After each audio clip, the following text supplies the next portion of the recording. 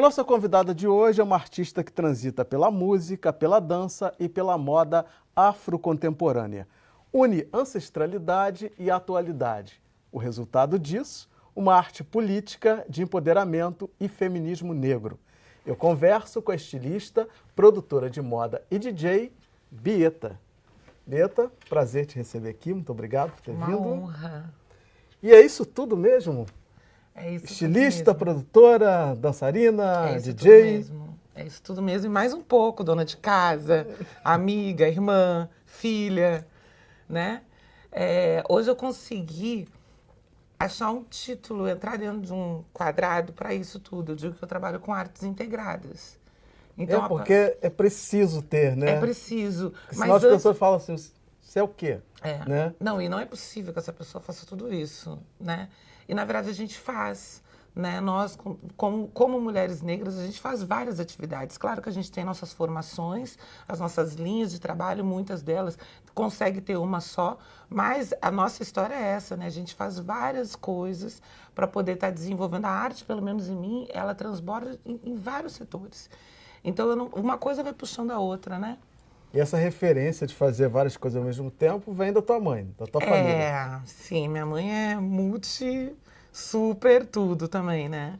Então eu tenho essa genética dela, né? De ser muito ativa, de ser proativa, né? De fortalecer, de estar sempre fortalecendo, puxando um, puxando o outro. Vamos fazer isso, vamos fazer aquilo. E fazer acontecer de uma certa forma dentro de todas essas dificuldades que a gente enfrenta, mas fazendo sempre.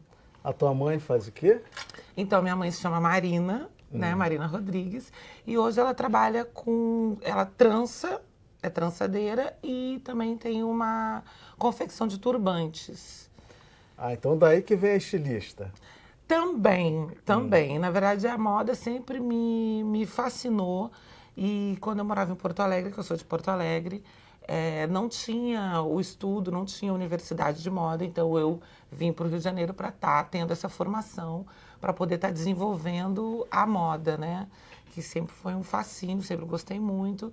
E dentro das possibilidades, né, naquela época, de universidade que eu poderia desenvolver com vontade, né? A moda foi onde se encaixou. Agora, a moda tem um papel muito importante na vida da gente, né? Sim. Porque é através da moda que a história é contada, né? Também. Inclusive a nossa história individual. Também.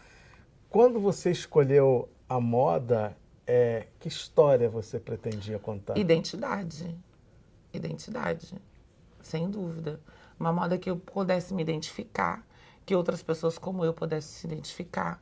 Uma moda onde não existe, onde eu posso desenvolver, ampliar os padrões, né? Porque a gente tem essa moda colocada europeia, magra, branca, né? E nós não somos assim, né? Nós somos grandes, as mulheres normalmente são grandes, têm peito e cintura fina. Então, a moda que eu desenvolvo... Largo. Quadril largo. Então, a moda que eu desenvolvo é sob medida.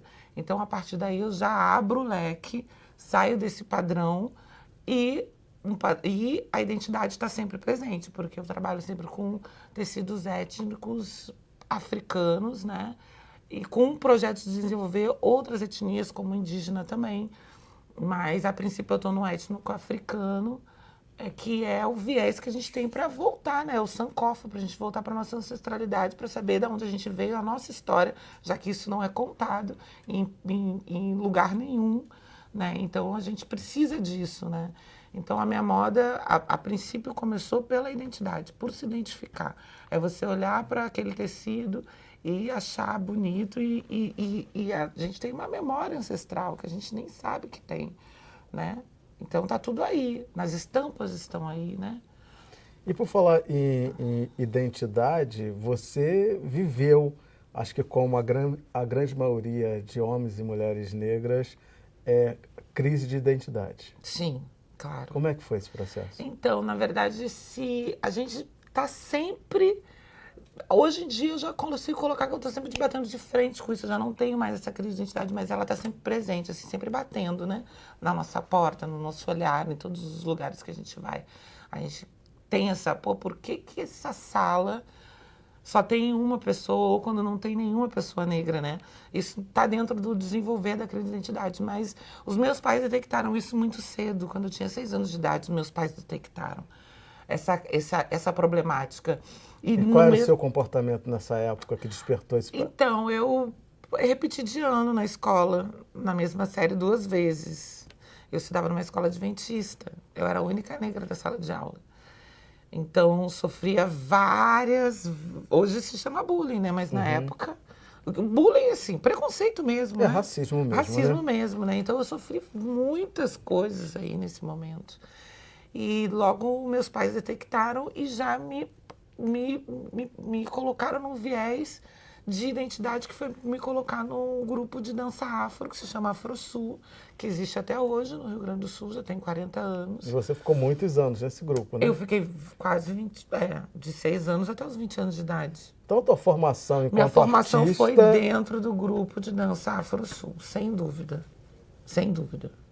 E aí, a dança tomou conta de você? Então a informação da África diaspórica do Brasil, que chegou no Brasil, foi pelo grupo de dança AfroSul, que é dança e música, né? Então, é um grupo de dança que tinha, em média, 20 pessoas, né? Então, assim, é um grupo de dança que formou gerações, né? Hoje a gente está, sei lá, na 5ª geração. A minha geração já tem filhos que já estão no grupo, né? E por aí vai. Então, como é importante, né, esse trabalho que vai remando contra a maré, que muita gente vem fazendo, vem construindo, né, que são esses grupos de dança, de teatro e de resgate da cultura popular, da cultura negra. Como isso é importante, como isso faz diferença na vida de muita gente, né? Faz, porque isso daí, pelo menos, assim, não só a mim, o Grupo AfroSul formou, né? Ela formou uma centena de pessoas lá no Rio Grande do Sul, em Porto Alegre, né? E é um trabalho árduo, é um trabalho difícil, sempre com muita luta, com pouco apoio, né? Ou quase nenhum. É nós por nós mesmo, né? E estamos aí, seguindo essa luta, né? Eu estou aqui sempre, mesmo aqui, em qualquer lugar do mundo que eu for, tem sempre o AfroSul comigo, assim como tem sempre várias parcerias, várias pessoas que são minha formação, né? Então eu carrego isso comigo. Qualquer lugar do mundo que eu for, o AfroSul vai estar comigo e as pessoas que participam do AfroSul também. Eu vou estar sempre representando. Já que a gente está falando de identidade, vamos ver um pouquinho aqui de Bieta. Vamos lá. Nega de babá, lupa, nega de babá. Nega de babá, lupa, nega de babá. Nega de babá, lupa, nega de babá. Nega de babá, lupa, nega de babá. Então, a minha tatuagem tem uma história. Essa aqui é uma dança. É uma dança do grupo de dança AfroSul. Hoje é o AfroSul Nomade, no qual eu fiz parte durante muitos anos da minha vida, uns 12 anos mais ou menos. E essa dança se chama Aláfia. E a partir da dança, o meu pai fez um desenho, fez uma caricatura, né, do final da dança. Então, essa aqui é uma homenagem tanto ao grupo de dança, que me fez pessoa, quanto meu pai, que também me fez pessoa.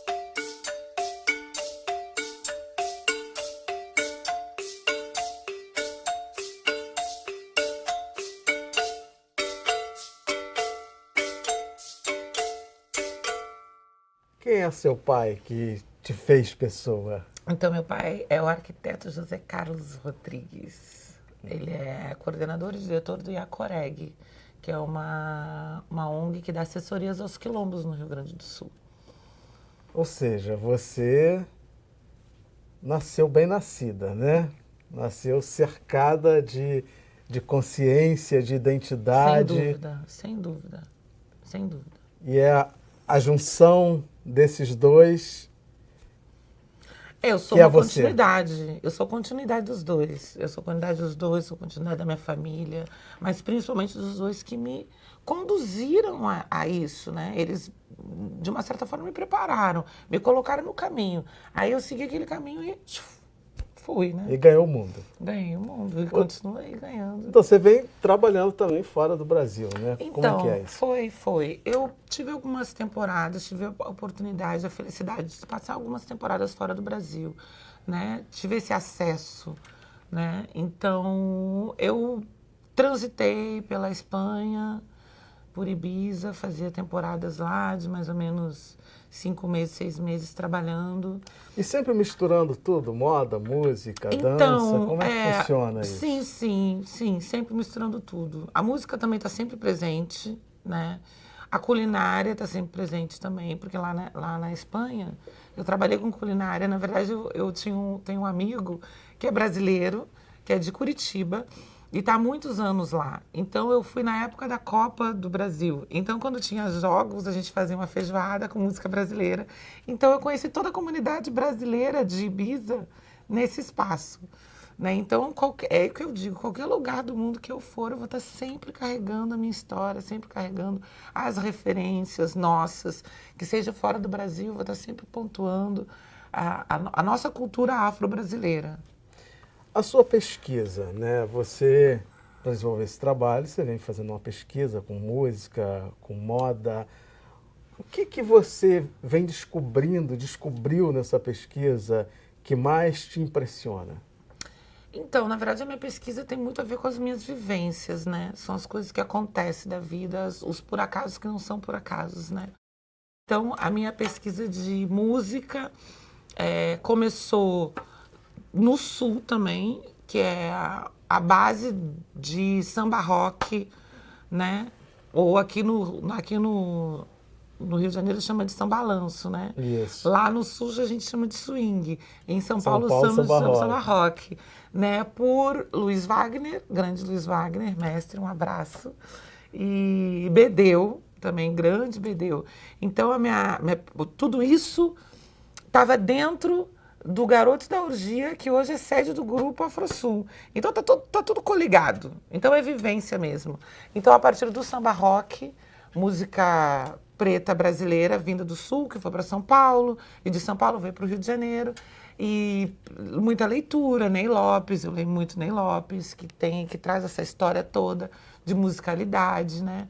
Então, a minha pesquisa musical vai para esse viés, né? A minha pesquisa de moda já é um outro setor, já vai a partir da minha necessidade de estar desenvolvendo uma moda que desse forma. Então, descobri o corset, que o corset já é uma moda, de uma certa forma, europeia, inglesa, mas que eu estou conseguindo traduzir ela, ressignificar com as nossas referências. Então, quero falar sobre isso, sobre o corset, mas vamos falar sobre todo esse muita ressignificado no próximo bloco. Gente, eu vou Ok. ter que ir para o intervalo, mas já já eu estou de volta. Fique com a gente.